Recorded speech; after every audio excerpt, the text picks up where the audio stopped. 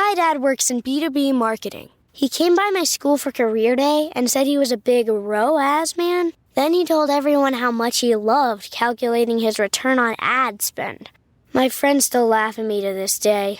Not everyone gets B2B, but with LinkedIn, you'll be able to reach people who do. Get a $100 credit on your next ad campaign. Go to linkedin.com/results to claim your credit. That's linkedin.com/results. Terms and conditions apply. LinkedIn, the place to be, to be. Grumpy Old Geeks, a weekly talk show hosted by Brian Schulmeister and Jason DeFilippo, discussing the finer points of what went wrong on the internet and who's to blame.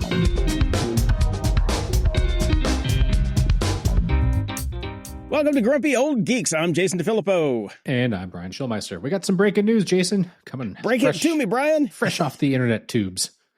The TikTok ban has been upheld in court. The U.S. Court of Appeals for the D.C. Circuit has denied TikTok's petition to review the law after both sides asked for a ruling by December 6th before the nationwide ban, which is scheduled for a January 19th start date. We'll see if that actually happens. TikTok and creators on the app sued the federal government in an effort to halt the ban, which forces TikTok to either divest from Chinese-owned parent company ByteDance or else be banned from U.S. app stores. TikTok has argued that the ban infringes on the company's First Amendment rights, and divesting from ByteDance is not possible technologically, commercially, or legally, while the government maintained the ban was essential for national security, although they have put that evidence under seal and not publicly released it, which is what you do if it's national security. Exactly. Derp. So we'll see what happens next. But yeah, it's all coming up quick. We'll see what happens. All right. China. Yeah. Oh, this is going to be interesting to see what he does. Well, yeah, it is going to be interesting, right? Because initially he was Trump did want to ban TikTok. He was all for it, basically, force them to use U.S. companies and get some money. But he also seems to be very much against anything Biden did. So it could very well be fuck that. Yeah. That's the thing. We don't know. And we don't know if Elon's going to say, hey, it's good for us, man. You've got Truth. I've got X. Between us, we've got 50 users. We should be able to make some more money if this thing goes away. And that assumes that Elon is in the good graces at that point, which is not a guarantee anymore. It's not a guarantee, but he's lasted longer than I thought he would. Well, but he's not even in office yet. I know. I love every article that comes out and says that he's like the shadow MAGA president. Makes me smile because the more light that he takes away from the big DT, the faster he is going to get out of there, because nothing pisses Donald off more than somebody getting in his spotlight. So, that's true. That is true. Yep. So that'll be fun to watch. I'm excited. Mm-hmm. I'm excited. I hope you didn't burn your hands because I was so hot off the press. I burned my eye tubes. I did burn my little fingers this weekend on some Thanksgiving dinner. Wow. So I did put out a Thanksgiving rerun episode, which because we had an ad, we had to put something out, and I'm poor, I need money, so I put out the Tim Ferriss episode from episode 36. Wow, 36, Brian. That was a long 11 time years ago. I did not have a kid. No. I think Jesus, I was still. No, you were in your 30s. Yep. I think still. Yep. Wow. God, we're old. But David Finley over on Blue Sky wrote something very funny. He's like, geez, you both got way more cynical in the last 10 years. I'd feel like if you were doing that interview now, you'd both be eviscerating him on so many ideas that he promoted then. Yeah, probably. But my response to David was, you know what shit we've seen in the last 10 years? Yeah. Come on. Yeah. Look, it's an occupational hazard of doing this podcast. It is actually making us really, really fucking cranky, which is one of the reasons that I do demand we occasionally take a week off, because I need to recharge some happiness in my life. Sit down and watch some Disney videos. This doesn't make me cranky anymore. I just smile at it because I know how the game is played, but it's still just like, what can you do? This too shall pass, Brian. This too shall pass. Yes. So. Well, speaking of passing, we have some follow-up on the story about the ship that supposedly dragged the anchor to cut undersea data cables. European investigators now believe it was a Chinese-owned commercial ship that deliberately dragged its anchor to sabotage the two undersea telecommunication cables cut in the Baltic Sea earlier this month.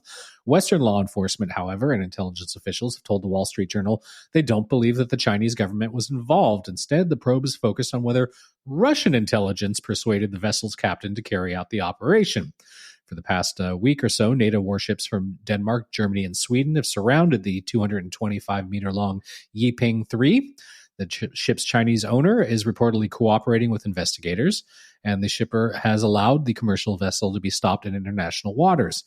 So they are negotiating with the owner to access the ship and its crew. I think they need to send in Tom Hanks, from what I remember about that movie. Yeah. International maritime laws prevent NATO from forcing the vessel to sail into one of its ports. So they've basically got surveillance and satellite footage of the ship, which used to never even leave Chinese waters until this. And they basically see it going really slowly over 100 miles along the Baltic seabed, which would correspond with dragging an anchor, and doing some weird zigzaggy stuff and all over the place. So, I mean, serpentine. It's about as red-handed as you can get. So now it's just chickens, comrade. Yeah, now it's trying to just figure out who pulled the trigger on this one. So in addition to Tom Hanks, I think we need the diplomat. We need Kerry Russell in here. Yeah, seriously. Yeah. Oh, this is a good one. Okay. Yep.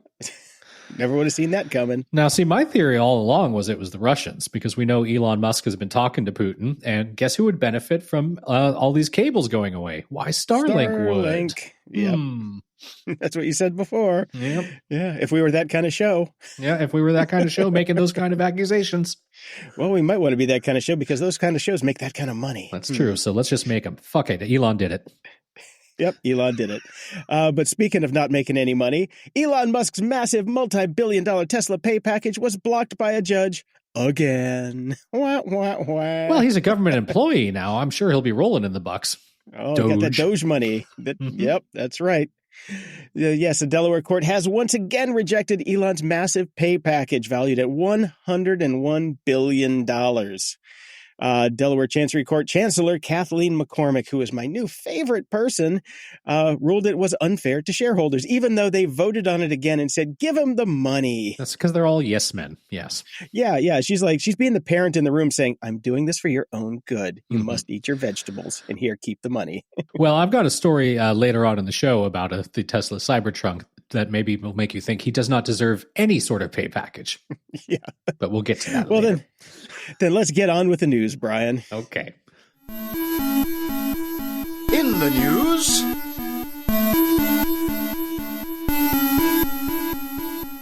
it's been a hot minute since we've talked about any crypto bros getting in trouble, but we've got it now.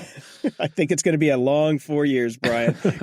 As long as, look, they can talk about crypto all they want, as long as they don't bring back NFTs. Please, can we all agree NFTs were a really stupid idea? GM. F you.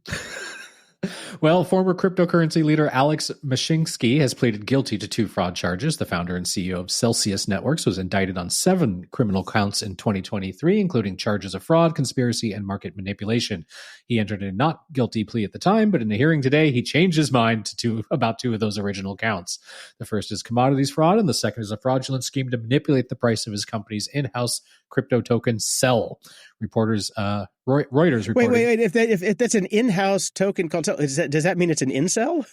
Ooh, nice. Moving on. As part of the plea deal, he has agreed not to appeal any sentence of 30 years or less. And I didn't put this in the news, but I did see it breaking. Haktua Girl did a cryptocurrency and then immediately cashed out 90% of her holdings, which was almost all of it, and it immediately crashed. And there are now calls for her to be sent to jail. So we might have a crypto girl in the news by next week. Oh, man. I wonder how will she do her number 1 podcast from jail, Jason? I don't know. I mean, what's his name? Well, the Death Row Records guy. Who is that? Suge Knight. Suge Knight has a podcast from jail. Every 3 minutes you get that thing from the jail. This call is it's in there from. Too. Yeah. They seriously need to hire me, though. It sounds terrible. Well, come on, guys. Landlines, yeah, come on, man. Suge. Come on, Suge. Send me some of that sweet money. I'll fix it. I cannot believe somebody got to Haktua Girl. She seemed to have such good counsel up until this point. Who the fuck got to her and said, you know what would be a really good idea? Securities fraud, because you're not making enough money so far. Let's do it, girl. Jesus. Yeah. So would have been better off with OnlyFans. Yeah. Anyways, some Canadian news. A coalition of Canadian news outlets sued OpenAI on Friday for copyright infringement. The joint lawsuit accuses the company of capitalizing and profiting from the unauthorized use of their content for ChatGPT. Plaintiffs include CBC Radio Canada, Postmedia, Metroland, the Toronto Star, the Globe and Mail, and the Canadian Press. They are seeking punitive damages from OpenAI, payments for any profits the ChatGPT creator made from using their news articles, and a ban on further use of their content. OpenAI has noted that its news content partnerships and opt-out process, while voicing a belief that its practices are covered under fair use. And we all know how well opt-out processes work, particularly for these black boxes. Yeah. Yeah. And they're also, of course, saying that it's all fair use, which it's not. Just because I heard a song playing on the radio does not mean I can sell it. Yes. You know? Yeah. It doesn't mean I can take it, put it into my for-profit organization that makes money and reuse the content. No, it doesn't work that way. Otherwise, I'll just go, Spotify is all fair use. So I'm just going to grab all those things and slap a new package on the front of it. Yeah. Yeah. Okay. And speaking of OpenAI and Elon Musk has asked the court to stop OpenAI from becoming a for-profit because he's allowed to tell other companies what they should do. Yeah, keep going. I got follow up on this article. Please keep going. His attorneys have filed an injunction against OpenAI and Microsoft on Friday, accusing the two of anti-competitive practices and seeking to stop OpenAI's conversion to a for-profit company. He first sued OpenAI earlier this year for allegedly violating its founding mission of building AI for the benefit of humanity, but withdrew the lawsuit a few months later because it was patently fucking stupid. He then filed another lawsuit against OpenAI in a California federal court in August and recently added Microsoft as the defendant. The new motion accuses OpenAI and Microsoft of telling investors not to fund OpenAI's competitors, such as Musk's xAI, of benefiting from wrongly obtained competitively sensitive information or coordination through its relationship with Microsoft and other alleged antitrust violations. In a statement shared with Engadget in response to Musk's latest filing, an OpenAI spokesperson said Elon's fourth attempt, which again recycles the same baseless complaints, continues to be utterly without merit.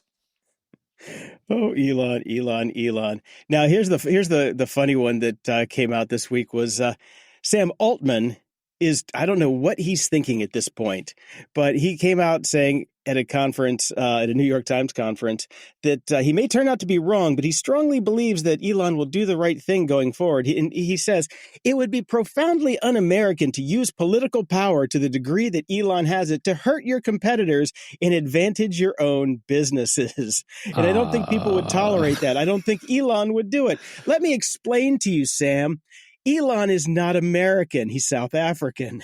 Also, starters. What do you think he did with X, which he bought? He used it to unfairly help his friend and destroy the competitor. We know this now. He basically bought the election for $250 million plus the however many billions he bought X for. Yeah, and he didn't buy it for 44 because that wasn't all his money. Yeah. The Saudis still want some of that back and everybody else. Or, at least some favors.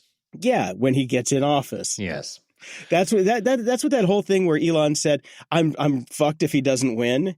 That's what he meant. It wasn't that like people were going to be mad at him. All the favors that he promised to the other governments that we're going to get. Well, once I get into office, once I buy X, use that to win the election, get in office, then you'll have the ear of the president. That's what he was alluding to, that he was fucked if he didn't win. Yes. So we are turning into that show. Fuck.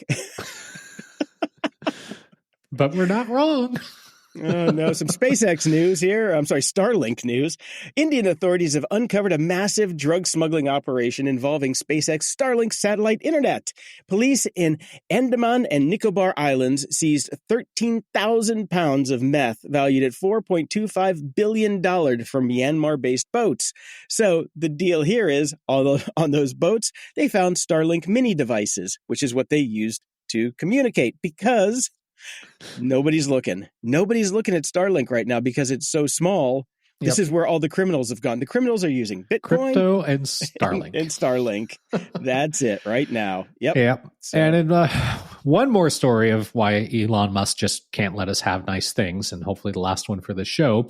There's been another legal complication that may have surfaced in the Onion's bid to buy the InfoWars empire from bankrupt conspiracy media mogul Alex Jones, which I think the majority of this planet agrees is one of the only feel-good stories that came out of last year. We all like this. They filed a limited objection to the transfer of InfoWars X accounts to the satirical media empire in a federal bankruptcy court on Monday, claiming that as part of the terms of service, the trustee cannot sell, assign, or otherwise transfer such license absent X Corp's consent, according to court records. If I were X, I'd just give it to them and hope that they stayed on, because most people will just say, fuck it, we don't need an X account anymore. Because that's what most people have done. Yeah, they're going to lose a couple of users over this one. They need to keep everybody they can get. Yep. But they're also opening a can of worms because every corporation out there is going, wait a minute. You own it? Let me think about that for a moment. Yep. That might not be the best move here. This is very, very, very short-sighted. Yes. Very. I mean, we all know it's true. We've been saying on this show from day one, don't build your house in somebody else's backyard, and that's what you're doing. But you don't spell it out loud to people. Yeah, you don't hold your hand over the nozzle on the sprinkler saying, I'm turning it on now. Yeah. Get out. Fucking idiots. Speaking of fucking idiots, Amazon is under fire for allegedly slowing deliveries in certain zip codes while misleading customers about delays. DC Attorney General Brian Schwalb has filed a lawsuit claiming the tech giant concealed its decision to exclude some areas from in-house delivery services, citing driver safety concerns. Let me guess what areas these might be. Yeah. Mm-hmm. Let me guess. Yeah, instead of transparency, Schwalb alleges Amazon misled users, suggesting delays were due to unrelated issues. Amazon denies the allegations, calling them categorically false. Spokesperson Kelly Nantel stated that delivery adjustments were made to protect drivers in areas with targeted threats. She also claimed the company is upfront with customers about delivery times during checkout. However, the lawsuit points to customer complaints that were reportedly met with evasive responses from Amazon support. Schwalb insists Amazon owes impacted customers clarity and compensation, arguing that Prime subscribers in these regions rarely receive the fast shipping that they pay for. So, yep, go for it, man. Yep. Yeah.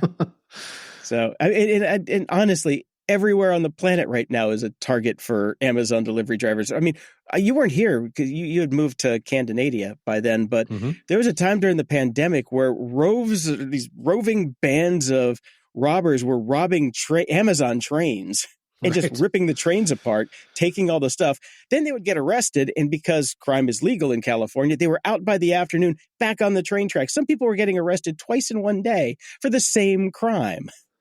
And it was all because of Amazon had no security on those trains, and they're like, whatever. So in California, you're fine, but in DC, apparently, they're going to slow the delivery for you. Great. Yes. All right. So got some meta news. Apparently, I forget what the ecological animal was that Zuckerberg got shut down from last time when he tried to do his nuclear plant. Was it badger frogs? or a butterfly, Ducks, a frog? I don't know. Something like that. So Meta is doubling down on nuclear energy, issuing a request for proposals to developers to build a 1 to 4 gigawatts of nuclear-powered electricity capacity in the U.S. And to that I say... 1.21 gigawatts! Great Scott! What the hell is a gigawatt? The company plans to share early development costs and commit to purchasing power once reactors are operational, targeting the early 2030s. So they're planning ahead. Look, if you're not donating to our show for these amazing production values that we're throwing in these days, I tell you. I'm telling you, man. I'm telling you. You know how much work that took? I had to use my SetApp account. So go to gog.show/SetApp to go get your SetApp account today and get Downy for free with your subscription. Anyway, didn't think of that one through. Anyway, they're on the bandwagon. Everybody is going nuclear. Well, I mean, you kind of got to. Nuclear power is pretty safe. It's pretty clean. It's more bang for your buck. Hopefully, not a real bang. And you know they're under fire right now about the ecological damage that they're doing with all the AI shit. Like, there's only so much water on this planet, and we can't use it to cool your data centers. We need power from somewhere else. We need to figure things out. So. And honestly, what's the AI going to use to eradicate humanity if they can't blow up the nuclear reactors once it gains sentience? That's true. I mean, this is all part of the master plan. Well, look, all you got to do is you got to make sure all the servers are actually in the nuclear power plants. Yes, that's it. Yep. And don't put a fucking Starlink thing there, because then they're going to get out. Yeah, mutually assured destruction here. Come on. Exactly. Let's do it. I just finished the Rings of Power Season 2 last night, so I'm thinking this is all Sauron's plan right here. Come on, build the nuclear stuff. We'll get to that in Apps and Doodad, or in Media Candy in a minute. But come on, this makes sense that AI is running the show already. He's behind the scenes. It's the puppet master. One reactor to bind them, Jason. Yeah, and I mean Mark Zuckerberg's a robot, so he's already been co-opted by the machines. Oh man, we're going into gay frog territory on this podcast now. I know, but no, they're protected gay frogs. That's why he couldn't build his last reactor. We need more gay frogs. Get them out there. Get out the gay frogs. A lawsuit filed in California accuses Apple of spying on employees through personal iCloud accounts and devices. Amar Bakhta, distant cousin to Haktua Girl, an Apple employee since 2020, claims the company's policies force workers to sacrifice personal privacy, allowing Apple to surveil them at home and even after leaving the company. Bakhta says Apple used these policies to restrict his career opportunities, including banning him from public speaking on digital advertising and altering his LinkedIn profile. That's what you sign up for when you join the mothership at Apple, man. Come on. Look, not if they're if they're company-owned devices, the company can do whatever the fuck they want. Go buy your own phone. Yeah, they were saying that it was his personal devices, too, that they were going after because he was with his iCloud account and things like that. Yeah, it's basically, he's got a good case, I think. So I wonder who he pissed off. You got to have some cojones to go straight head-to-head against Apple, so... Yeah. Alone, this isn't a class action. This is one dude. So, I mean, the most shocking thing to me in this whole story is that somebody would even notice that his LinkedIn profile was altered.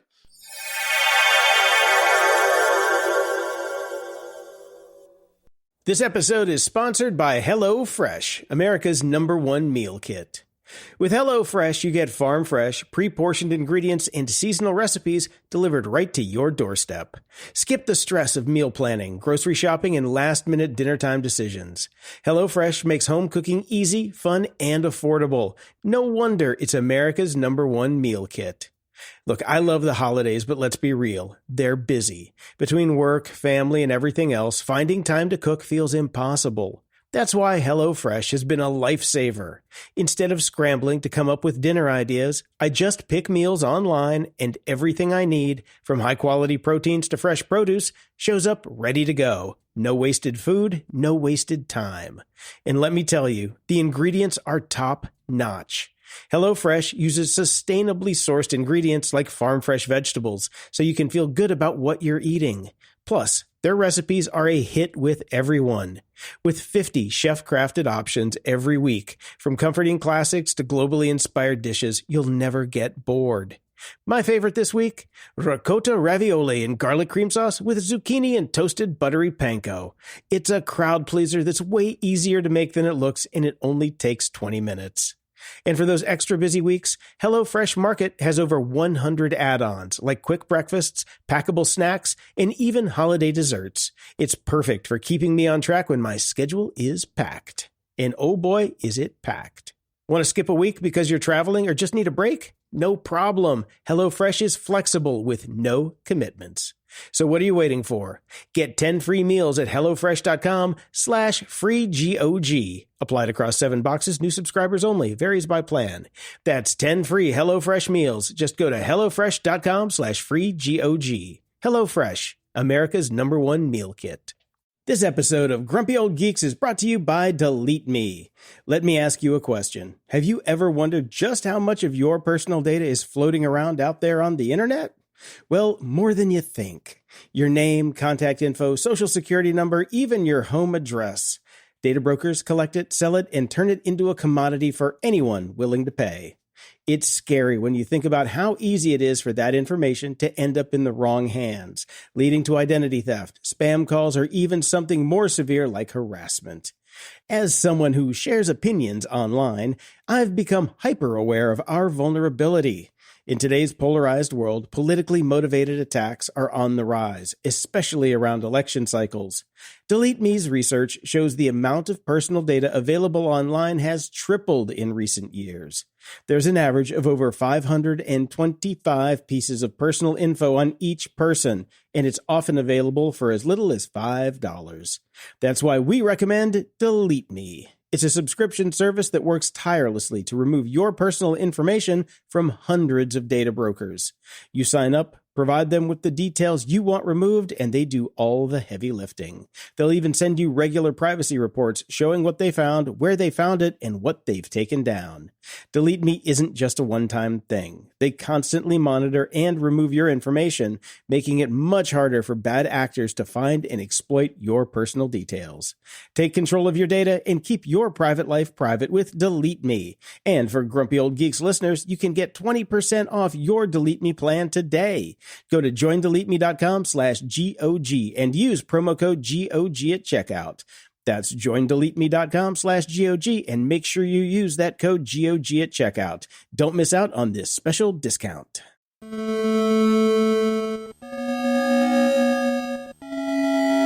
Media Candy. I watched A Man on the Inside, the new Netflix show with Ted Danson from the creators of The Good Place. And it's no good place, but it was fun. Okay. I was waiting for your review before I dove in because I was sketchy on it.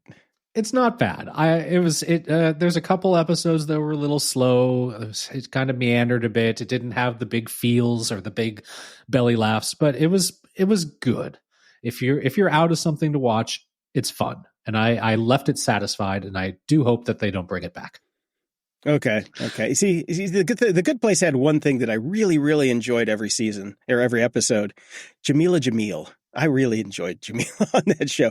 I don't think that she's going to be making an appearance on this one. It's in an old folks home, I'm guessing. She did not make an appearance, nor did Kristen Bell. Yeah. The other thing I really enjoyed on The Good Place. So yeah. And we are now 3 episodes into Dune Prophecy, and yes, it's fine. I like it. I don't mind it. It's hewing too. See, I have the opposite complaint that I had with Foundation. It's hewing too close to the horrible Brian Herbert books. I was kind of hoping that they would explore more interesting ideas and make up their own stuff, which they're not really doing. It certainly looks good. It is a beautifully shot show. Yeah. Especially I watched it on my 75-inch 4K TV, and I feel like I'm there. Yeah, it's beautiful for that. I don't mind the story even. I'm kind of enjoying it. It's fine. I don't have that story. same. Exactly. Here's the deal, though. I didn't know Foundation before I started watching the show, and Foundation still sucked. That's without knowing the books. Then I read Foundation, and I'm like, what is this? This is truly garbage. Yeah. So on your recommendation, I finally finished The Rings of Power. Okay. I actually finished it last night so I could be ready for the show today. It's fantastic. It's good, right? Yeah, I really, really enjoyed it. Yeah, I don't understand all the people shitting on it because I think it's just great. Of course it's not the Fellowship of the Ring extended edition and then the other 2 movies extended edition, and 42 hours later you're huddled in a corner crying, but it's good. Yeah, I really, really enjoyed it. And it wasn't, I didn't think it was as slow as everybody said. It probably helped to binge it, because it is released weekly. So that seems to put a break on it and it makes it feel like it's longer. But yeah. Could be.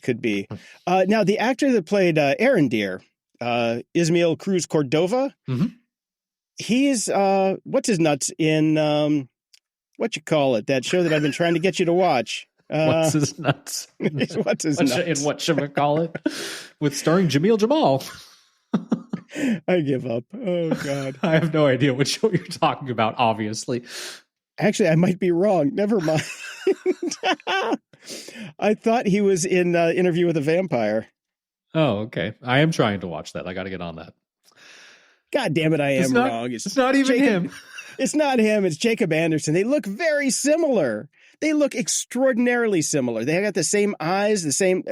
I just thought that the first guy bulked up for Lord of the Rings, and then he slimmed down for Interview to play the gay vampire.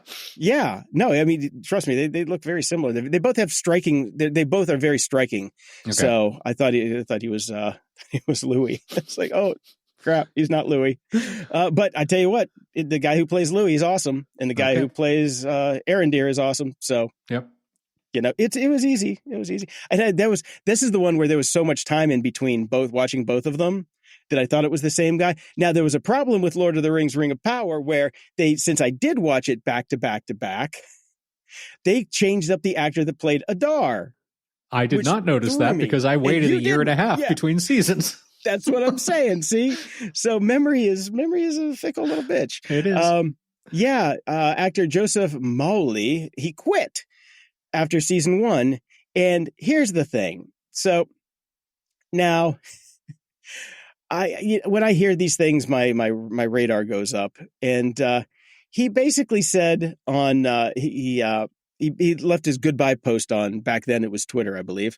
He says, "I loved my time exploring Middle-earth and diving into Tolkien's mythology. I'm so honored that the character was liked. He cared deeply about telling you his story. Though, as an actor, it remains my wish, my job description, to explore new characters and worlds. Wishing all the best to cast and crew for season 2. I'll be cheering you on from the sidelines. X." Bullshit. So, I reached out. Now that I have friends who are real, like, A-list professional actors, I called a few and said, "Give me the skinny here. What happened? Did this guy get caught diddling an intern?"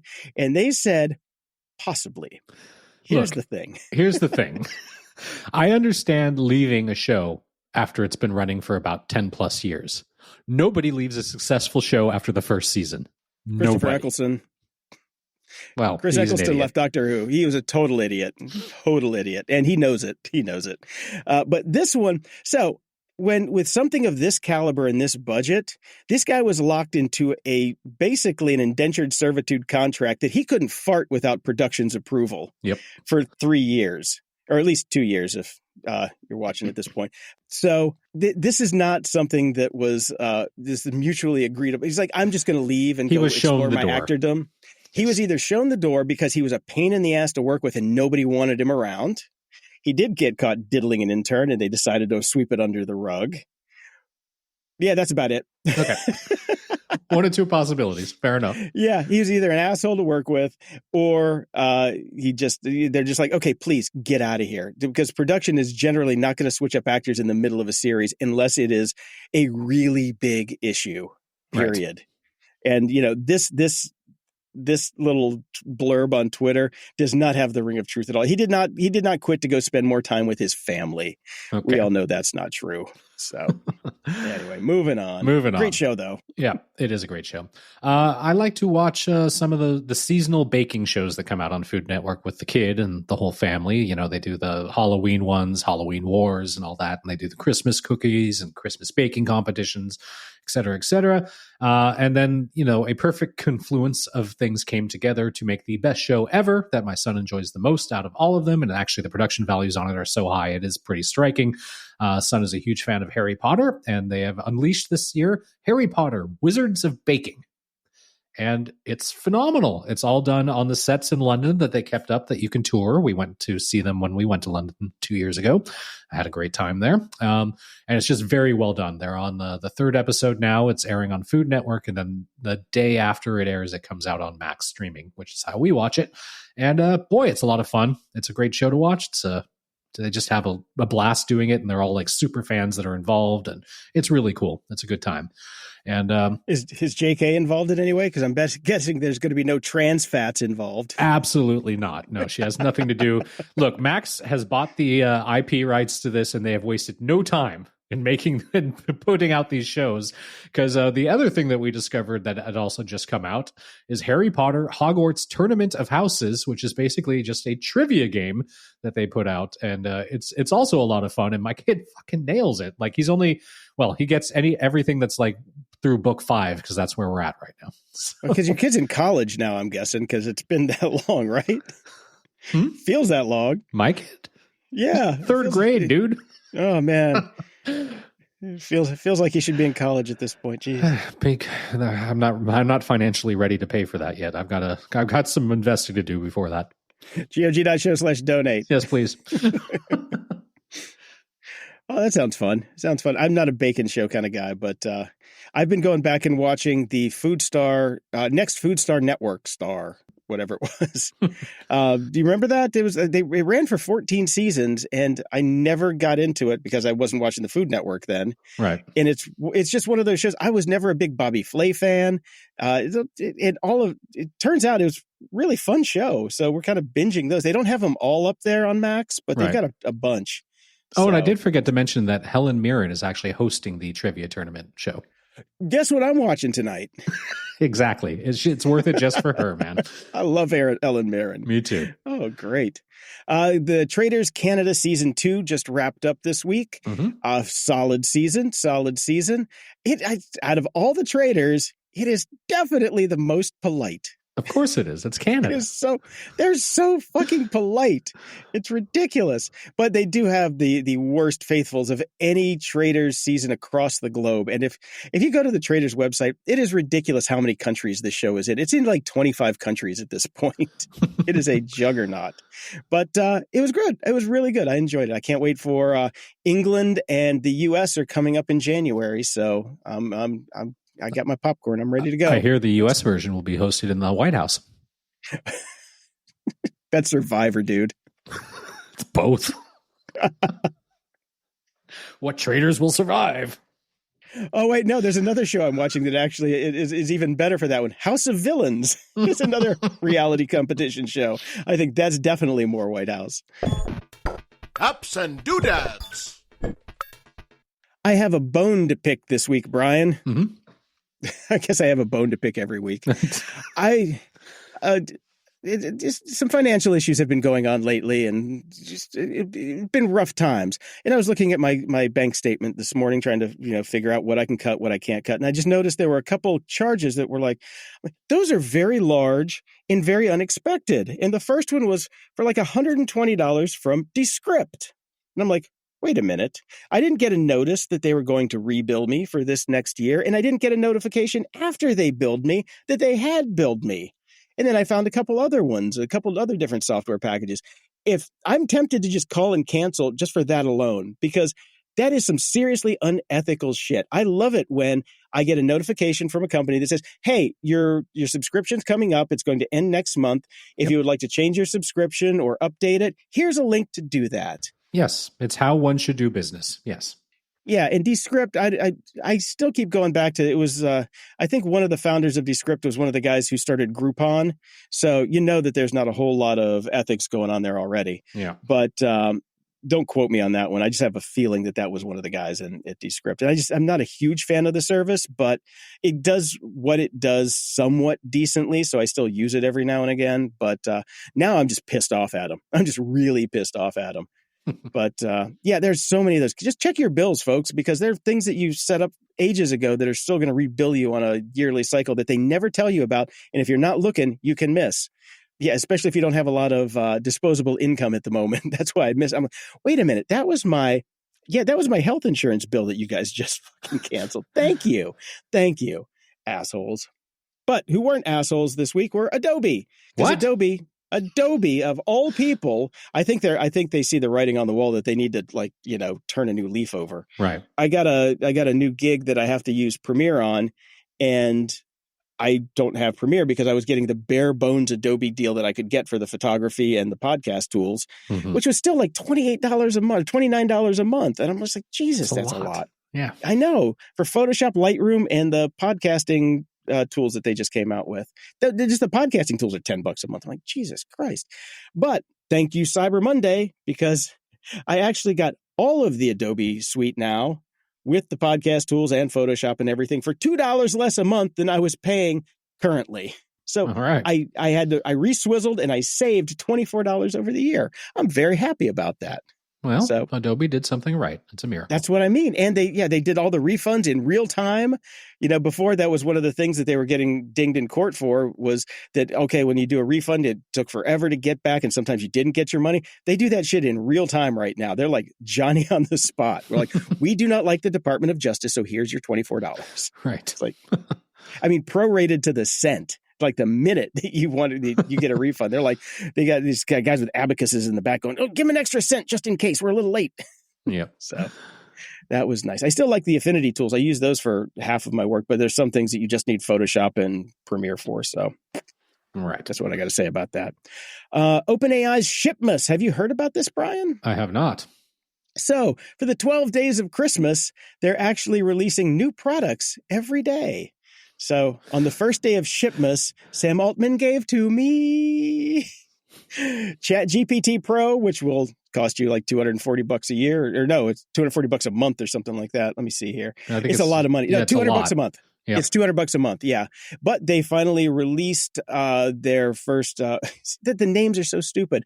O1 is now out of beta and out of preview. So that is now available for the general public. And I'm not a pro user. I guess I'm a paid user. I don't know what tier I'm at now because they keep changing shit up. All right. So yeah, there's, but yeah, every day for the next 12 days, we got new stuff. I think next one should be dropping here pretty soon. So there we go. There you go. Well, going back to your complaint at the beginning of this segment, the FTC is now investigating Uber for its subscription policies. There have been a lot of complaints about the Uber One subscription program. Customers are alleging that the company signed users up for the service without their consent and made it difficult to cancel their subscriptions. Uber representative Noah Edwardson told Bloomberg that we will continue to answer any questions the FTC may have about our cancellation policies. The Uber One cancellation process follows both the letter and the spirit of the law. Uber One members can easily cancel their membership in the app. In fact, the majority of those cancellations take 20 seconds or less. So that's probably a relatively new thing because of the FTC click to cancel rule that's coming into play. But we'll see. Being signed up without consent seems a bit fucking odd to me, though. So we'll see. Yep. Yep. Okay. Thank God I haven't used Uber in years. Check them credit cards. Oof. Yeah, check those credit cards for sure. When was the last time you had to use Uber? We use it occasionally here when we don't feel like we have like a dinner with some friends that's a little bit further away and it's kind of off the beaten track of public transport, but not very often. Usually it's to the airport and back. That's about it. All right. Well, Spotify CEO Daniel Ek has a net worth of $4.9 billion, surpassing every musician in history, including billionaire artists like Taylor Swift, Rihanna, and Jay-Z. Yep. Ek ranks 646th on Forbes' billionaire list, far ahead of musicians whose fortune often come from ventures outside of music. Mm-hmm. Critics highlight Ek's massive wealth as a sign that disrupting music is more profitable than creating it. Yeah, I said that all along. Yeah. Yep. Now, I found this article from my friend Coop over on Blue Sky, and he said, "Where's our friend in the hoodie when we need him?" This is in response to the story that we're going to cover in The Dark Side with Dave coming up shortly about the United Healthcare CEO. Yeah. So, well, I mean, it certainly bolsters the argument that they're not paying out enough. Yeah.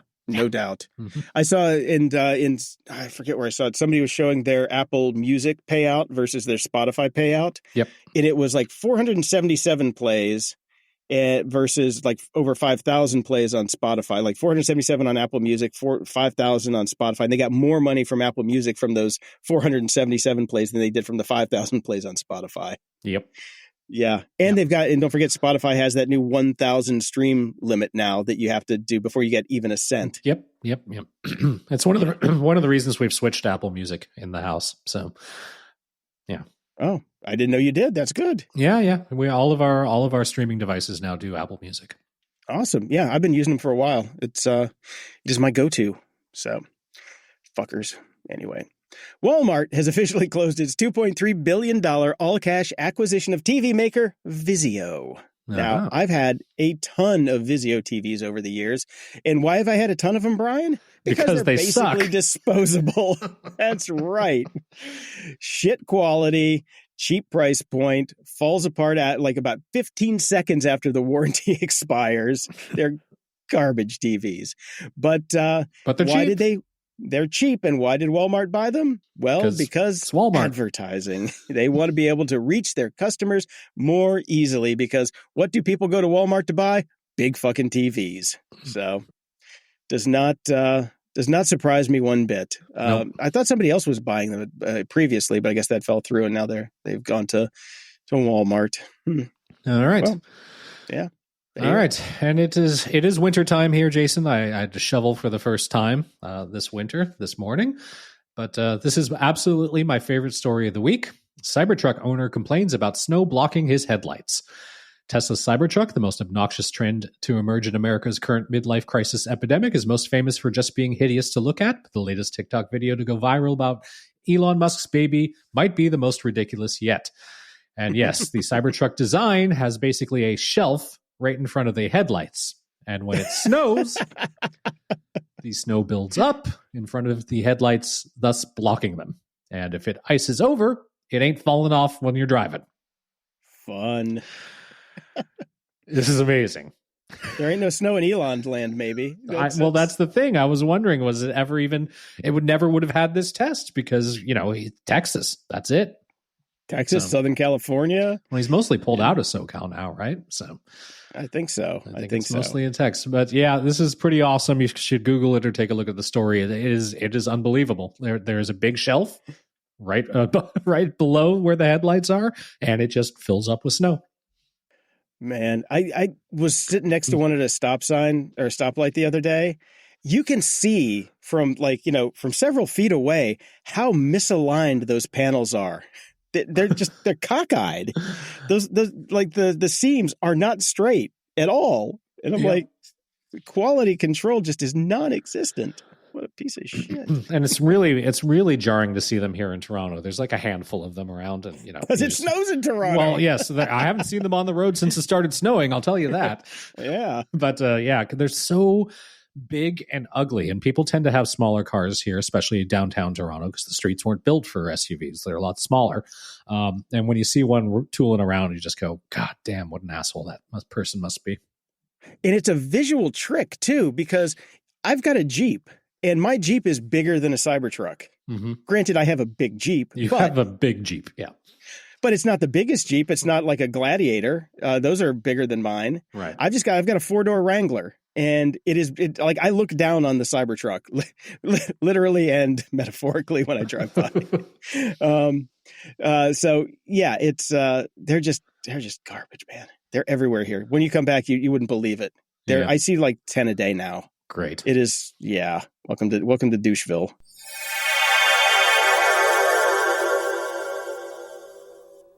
This episode is brought to you by 1Password Extended Access Management. Imagine your company's security like the quad of a college campus. There are nice brick paths between the buildings. Those are the company-owned devices, IT-approved apps, and managed employee identities.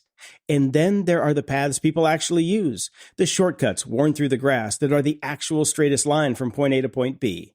Those are unmanaged devices, shadow IT apps, and non-employee identities like contractors.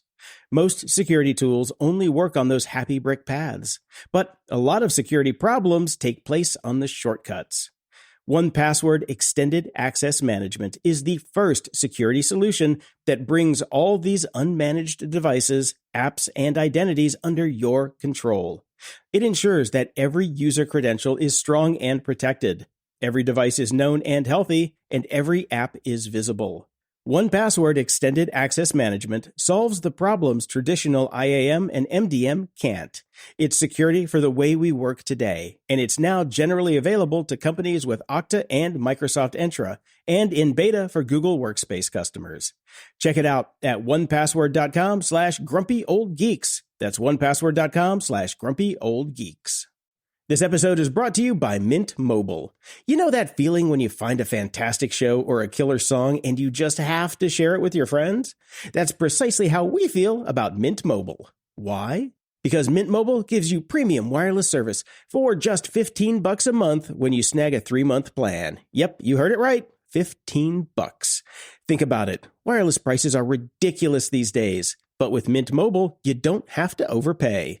Friends don't let friends stay stuck with overpriced plans. Mint Mobile is here to save you and your wallet with premium wireless plans starting at just $15 a month. What's included? High-speed data, unlimited talk and text, all powered by the nation's largest 5G network. And here's the best part. You can bring your own phone, keep your number, and transfer all your contacts. No hassle, no headaches, just savings. So if you're tired of paying too much for wireless, it's time to make the switch. To get Mint Mobile's new customer offer and your 3-month premium wireless plan for just $15 a month, go to mintmobile.com/grumpy. That's mintmobile.com/grumpy. Cut your wireless bill to $15 a month at mintmobile.com/grumpy. $45 upfront payment required, equivalent to $15 a month. New customers on first 3-month plan only. Speed slower above 40 gigabytes on unlimited plan. Additional taxes, fees, and restrictions apply. See mintmobile.com for details.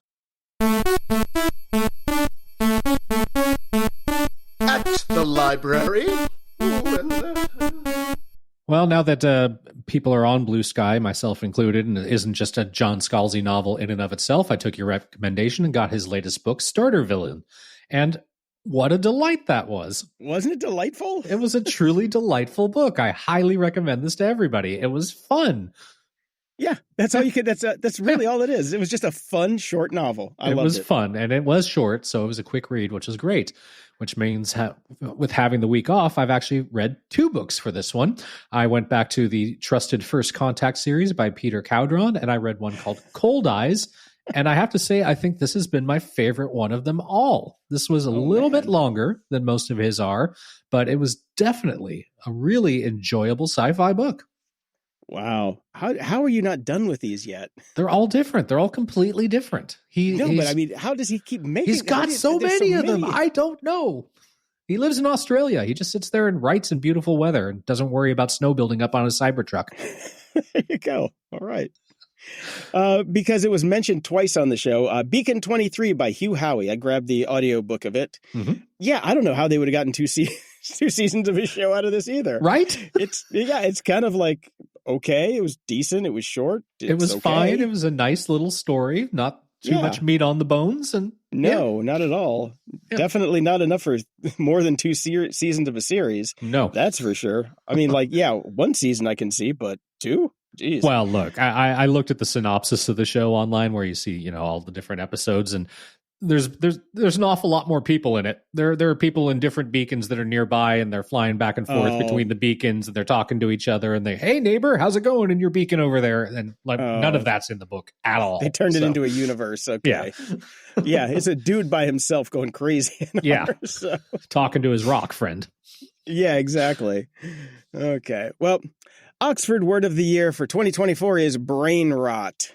And I love this over on Discord. Gabriel Pagan said, that's 2 words. Whereas the 4th guy immediately wrote back, pedantic is only 1, though. So I would like to say burn is also 1 word. I did laugh out loud when I saw that exchange. I did too. The Dark Side. Ha! With Dave.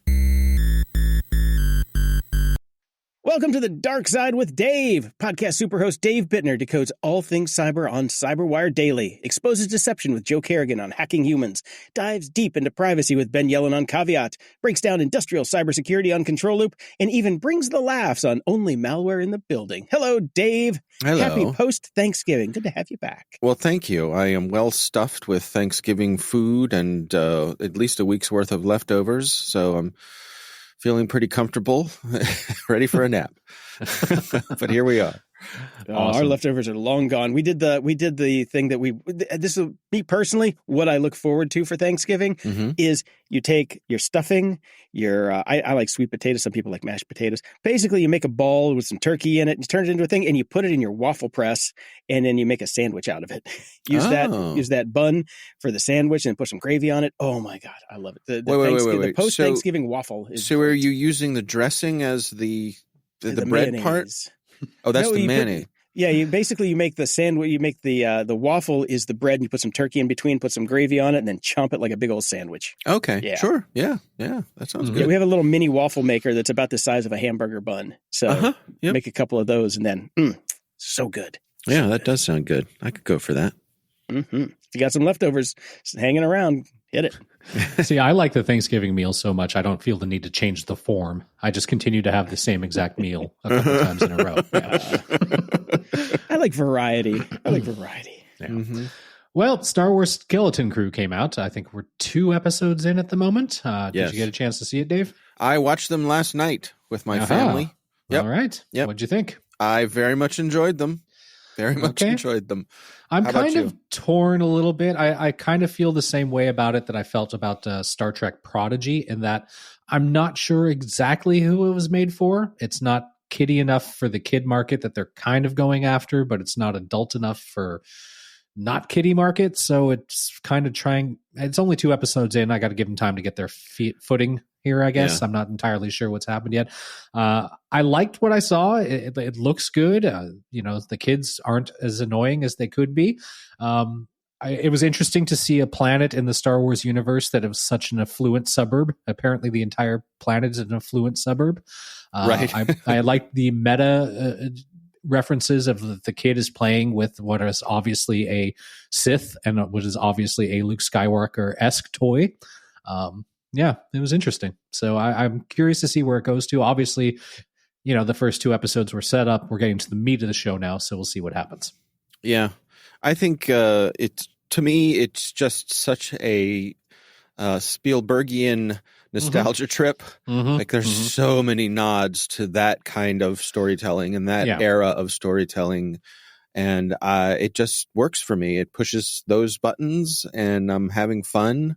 For some reason, I can dial myself back to, watching Elliot and E.T. when I watch these kids. It's very much that sort of thing. One of the things that struck me as I was watching it were all of the potential connections to Captain EO. Have you noticed this? I don't know. It did not come to mind. So, okay. So, people noticed in the trailer that the little fuzzball creature from Captain EO with the little butterfly wings that flies around. Okay. Yeah. That is in this universe. Those creatures are in this universe. Okay. They're there. And it is that creature. The other thing is Captain EO, if we sort of take Michael Jackson out of it, himself out of it, he appears to be a light-skinned African-American or mixed race person who has a best friend who is an elephant-like creature. And in Skeleton Crew, the young boy is a light-skinned black kid or mixed race who has an elephant creature best friend. Captain EO also has the droid member of his ship's crew is a peg-legged droid, and Skeleton Crew has a peg-legged droid. Okay. I see it now. Yes. Right? Well, when you say it like that. Well, Disney owns the IP to Captain EO. It does. Along with Lucas, and George Lucas didn't direct it, but he produced Captain EO. So I wonder if anything more will come of this or if they're just having fun and winking to us about this. But seems like a number of things that are more than just a coincidence, but I guess we'll see. Yeah, I guess we'll see. Maybe the LLM that was used to write the Skeleton Crew was also trained on Captain EO. Right. Well, if you start streaming episode 1 and then at the same time play the Captain EO soundtrack. That's right. We got to smoke a doobie first and then it all lines up. Yeah. Yeah.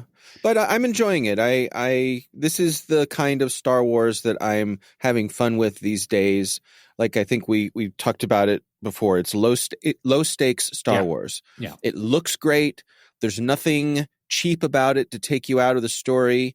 I like the subtle ways that it expands the universe. Like even the way that there are vehicles on this planet that aren't completely hover vehicles, but they kind of are. They kind of are. And then, and even like the kids' bicycles are, you can see they're in the same evolutionary pathway as the speeder bikes and Jedi. Like there's all these things that rhyme. And I don't know. I like that. It's very comforting and I'm having a good time. So I will be watching. Yep. Where on the timeline does this take place? That's a good question. I don't. I mean, it's after. It says it's after the fall of the Empire. Yeah, it's before. It's in between. So it's shortly after the fall. It's like when the Mandalorian's taking place. That kind of thing. Okay. Yeah. Okay. Yeah, Jason. I have not seen it yet. No, I was busy watching. I was busy watching Lord of the Rings, the Rings of Power, and Silo. Sorry. Okay. All right. Oh, and The Day of the Jackal. That was the other one I forgot in Media Kitty. The Day of the Jackal is phenomenal. Phenomenal. Wraps up next week. I think you can watch it on Peacock. I've been getting them from England, but oh my God, it's so good. Okay. Highly, highly recommend The Day of the Jackal. But I will get to it this week. I promise, guys. I promise. So that's why I'm listening, taking it all in. Now I'm just going to have Captain EO stuck in my head. So I'm going to have to go watch that before I watch this so I can see the connections. I can't tell you how many times I saw Captain EO as a Disney local back in the day. So many times. Yeah. I've seen it twice when I was 18. So it's been a while. I've seen it at least a dozen times, but I never had the ability to just stroll down the street and walk into the Captain EO theater like some of us did. Yeah. If it wasn't for those pesky tourists, I would have seen it a lot more often too. That's right. Yeah. So Christmas is coming up, and I saw this has been in the news this morning, so I thought this is right up your guys' alley. More Dave than I think Brian. Radioactive most dangerous toy in history has gone on sale on the auction block. The Gilbert U-238 Atomic Energy Laboratory. Yes, it's up for auction, and it looks so cool. I just thought, man, if they just made toys like this back in the, nowadays. Reportedly, Iran is trying to buy 50 of them. Exactly. That's right.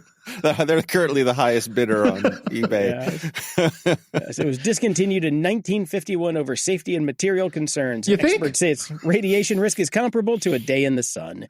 Yeah. So it's just because it said uranium on it, and this was the 50s. They were going a little crazy. Look, we can't have lawn fever. darts. We probably shouldn't have uranium. I'm just saying. I want my jarts back. Damn it. But there's the whole thing with there's all that glassware that is radioactive, and there's it was used in clock faces to make them glow in the dark. Yeah. What was it? It wasn't uranium. It was something else. It was radium. Radium. Yeah, that's what it is. Radium. Yeah, it was radium.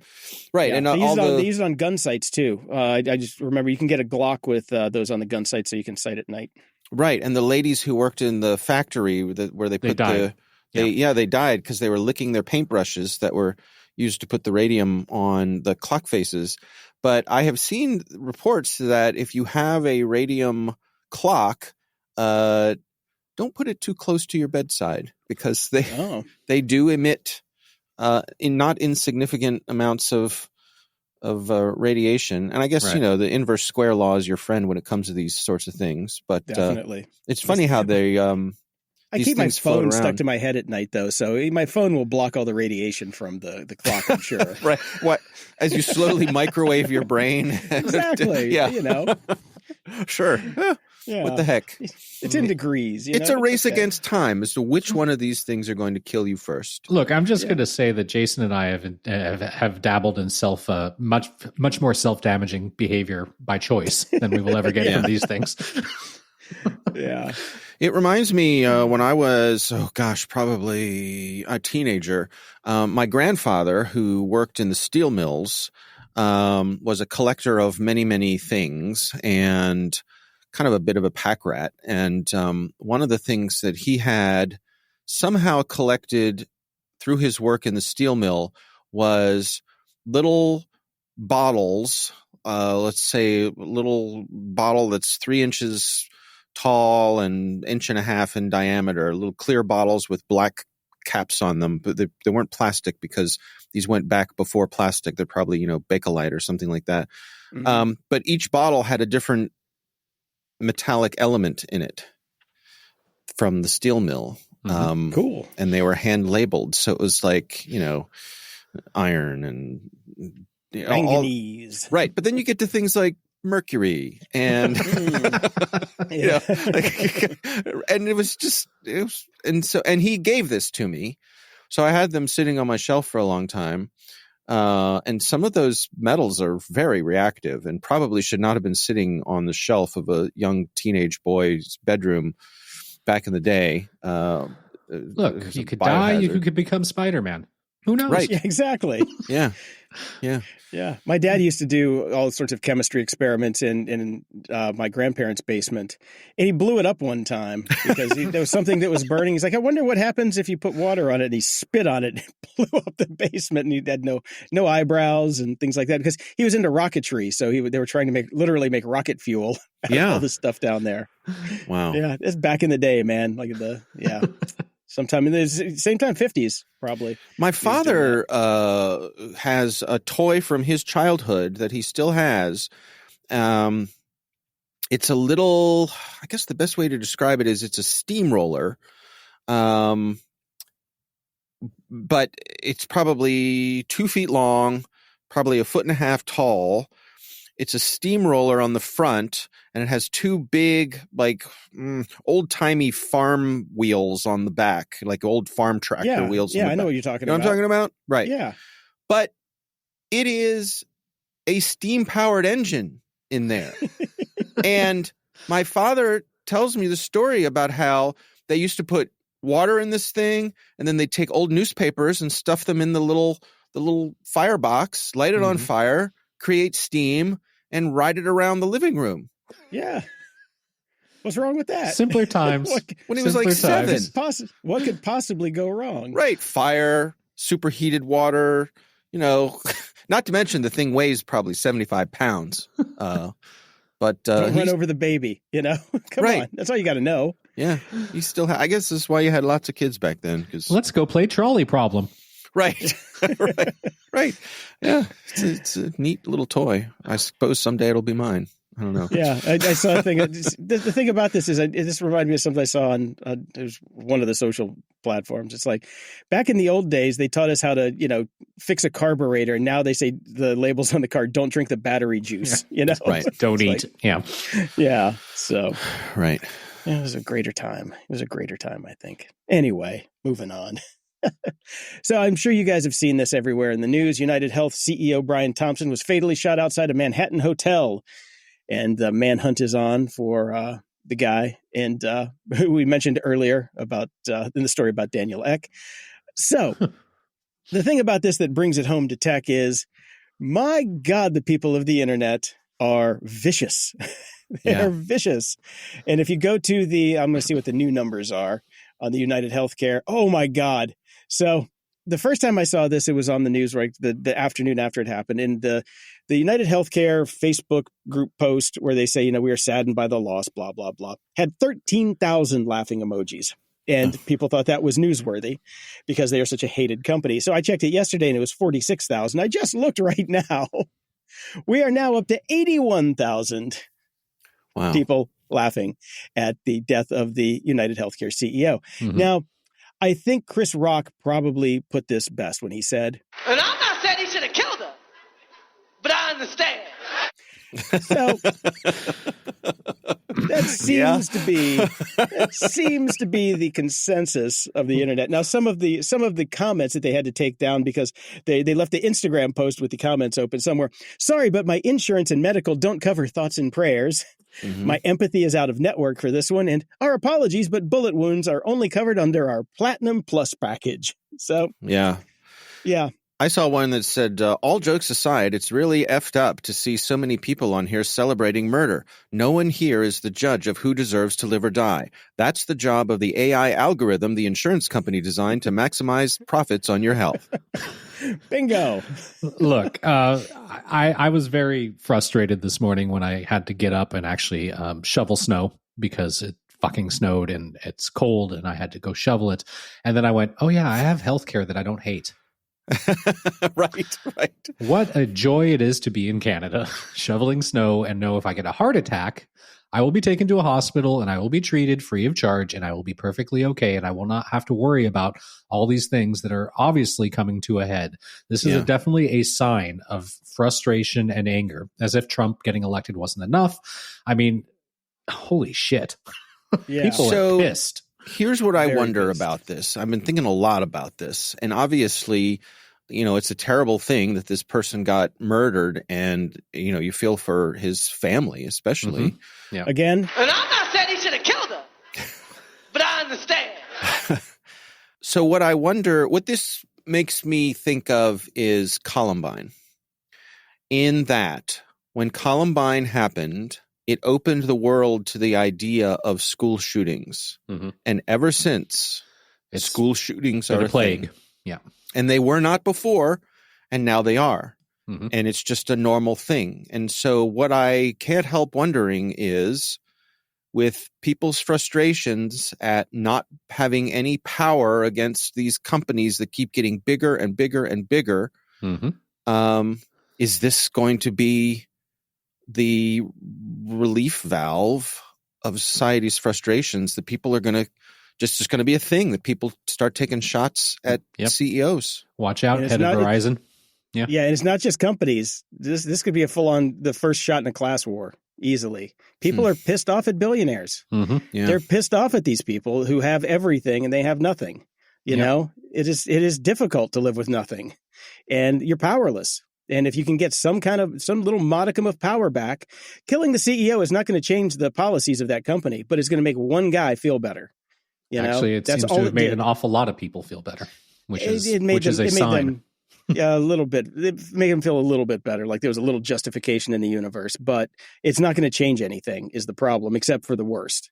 You know, like Dave said, I think that this very well could be, you know, everybody's beefing up their security. There are articles about all of the healthcare sites taking down the board pictures and all the bios. Mm-hmm. All these people are going underground right now because, like you said, this could be a sign of things to come. Mm-hmm. Yeah. Yeah. And we're the gun country. It's Christmas time, guys. Yeah. Yeah. Woo. And oh God, how do I even transition here? You don't, so you just go for it. I noticed that, of course, if you it. These songs are number one with a bullet. Nice. Well, I'm just let's take it back to Daniel Ek. I noticed that Daniel Ek's Spotify streaming playlists, which, you know, he's a billionaire now and worth more than any of the musicians he profits from. I'm just saying. That's about it. Yeah, that's all I'm saying. Well, anyways, every other record executive, but I noticed all the if you just tell your streaming provider to play a Christmas playlist, it's basically the same songs that we've been hearing all of our lives. It gets a little boring.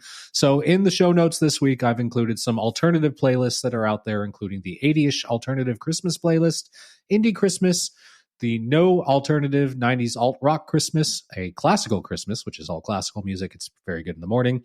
One for you, Dave, that I'm sure you listen to all the time, A Christmas Together, John Denver and the Muppets playlist. Yep. Of course, the standard Chipmunks Christmas playlist. And there are a bunch more out there for all types. There's a punk one I know too as well that Jason probably has bookmarked somewhere. So, yeah. Yeah. No, this is good. I'm not there yet, but I'm hoping to get into the Christmas spirit this year. It's hit or miss some years, you know. some years it comes more easily than others. Yeah, but I'm hoping it'll be a good year this year. So we'll see. Time will tell. Right. So before we go, I thought it would be nice to do a little ham radio update. And as our listeners know, I recently got my amateur radio license, and I've been very much enjoying that. I've been learning a lot, and turns out there is a lot to learn. So that's been fun, and I've been having fun getting the gadgets and figuring out things like antennas and cables and batteries and radios and all that fun stuff. But one of the things that has happened that I didn't really think about ahead of time was I have dropped myself into a pre-existing community. Mm-hmm. And the opportunity for personal growth that provides. Because the ham radio community, not surprisingly, is old. What? Old. Like 30? Are you saying it's because it is an old community, or is it a community made up of old people? Or yes. Yes. I just saw a statistic this week. The average age of someone who gets their technician license, which is what I just got, the average age is 58. Okay. And we know that curve is blown by the kid who got one at the same time as you. Right. So there was when I got my test, there was a 13-year-old kid who was there getting it at the same time. So, yep. The community is old. It is white. It is male. And in my desire to learn, I have dropped myself into some online chat groups and forums and things like that. And oh my goodness, these are not my people. And by that, I mean, you over time, those of us who've been online for a long time, we self-select to be in groups that align with our beliefs, but also align with the style of discourse that we prefer. Mm-hmm. And some people are really good at that, but a lot of people just don't understand how to communicate effectively online through the written word. And so it's just really frustrating to see people dig in, right? Like they'll write, for example, someone will write something and it violates a rule of the group and it gets deleted. So they write again. Why was my last post deleted? It gets deleted. Why do the moderators keep deleting my post? It gets deleted. 4 times I've been deleted now. These moderators suck. Deleted, right? Like what do you think is going to happen here? You know, what? And you can say, all your, I mean, look, I know it's there's a stereotype about boomers and Karens and, boomers, can I talk to the manager and all that kind of stuff. And so it's really been good for me as a reminder of the nice little comfortable bubble that I've created for myself to get outside of it sometimes and realize that something that I'm genuinely interested in, as part of that, I'm going to have to recalibrate how I respond and react and just my level of acceptance of people who are not like me in the way they choose to communicate and the things they believe and, of course, politics and all that kind of stuff. So I thought that might be an interesting point of conversation. Well, it does make me think of I very much, obviously you and I, Dave, both very much enjoy Star Wars and Jason, you and I both very much enjoy Star Trek. Not in a million years would I ever go to a conference or go on one of these fucking cruises. Okay. So perfectly summed up. I think you can find joy and like something and just do it in a solitary fashion that I don't necessarily need to be around other people who enjoy the same thing that I do. I just don't. That's a great point. The wisdom of dialing it in. Yeah. Right? Yeah. Yeah. That's my thought on it. That's about it. Yeah. Yeah. How about you, Jason? How does this community compare with the furry community? I'm not a part of the furry community, so I would not know. I do not believe the Venn diagram touches. No, that is for sure. Oh my gosh. Now that would be funny if I showed up to a ham radio meeting with my wolf mask on and just no, you would have to be a boar. Come on. Be a Borg, right. Oh man. No. I'm with you. There are many communities that I am a fan of that I do not want to be a part of. You know, and from a distance is where I'm at. Yeah. Right. Yeah, and I do think that the older white male demographic, even though I am of it, I do not have much in common with it. So yeah, exactly. We are, but are not. You know. Yes. I'm still like a 15-year-old anyway. So yeah, I do not identify. Yeah, but it is interesting to me how much it shifts between the generations. Like when you hit Gen X, something does change. Yeah, definitely. So.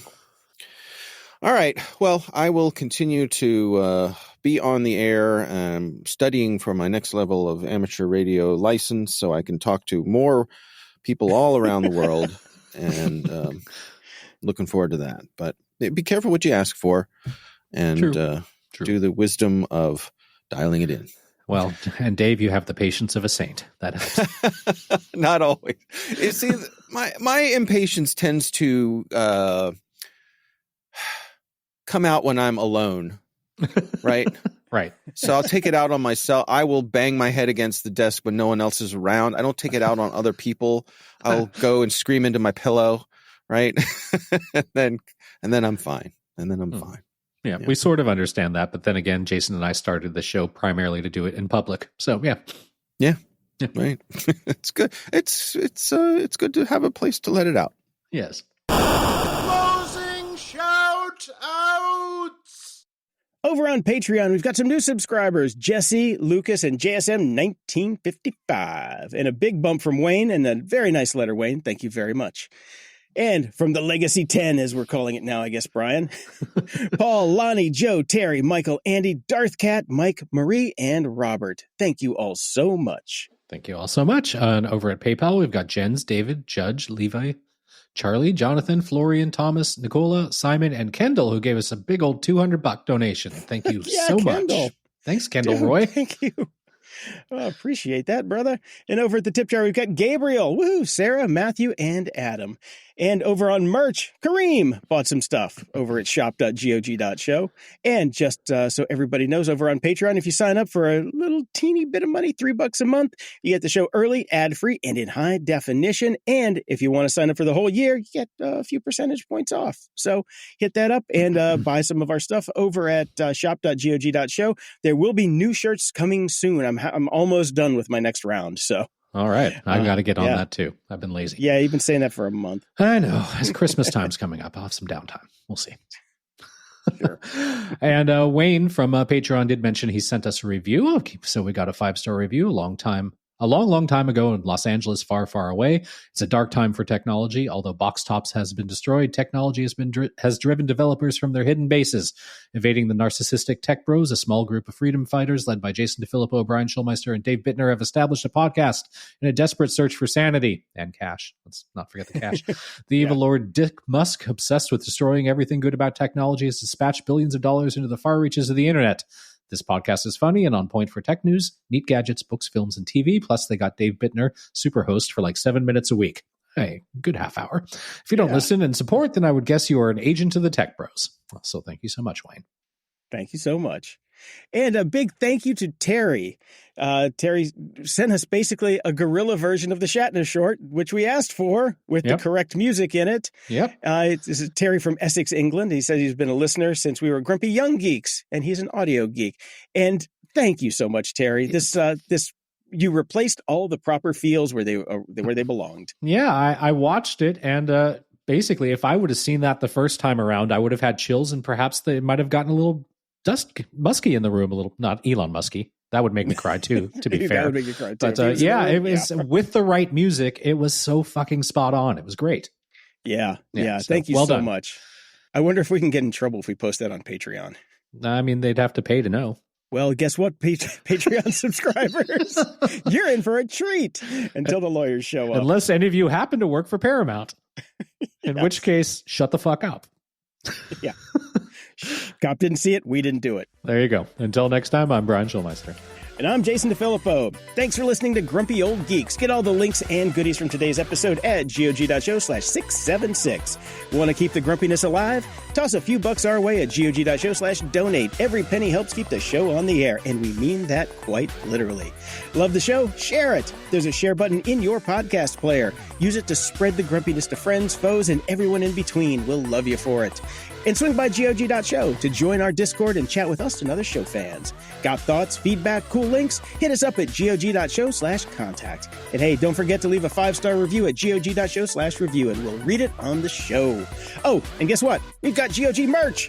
Snag your grumpy gear now at shop.gog.show. Stay grumpy. I don't like them putting chemicals in the water that turn the friggin' frogs gay. Bone-chilling wind, a busted pipe, a contrary bull. Nothing stops you from doing your job. But Cavender's workwear and boots make it easier. For close to 60 years, we've helped do it with ASTM-certified steel-toe resolve and style from all your favorite brands. Don't miss our limited-time Black Friday weekend deals. And if you've got a crude outfit, our commercial account makes that easy to do. Cavender's workwear and boots, for the way you live and work.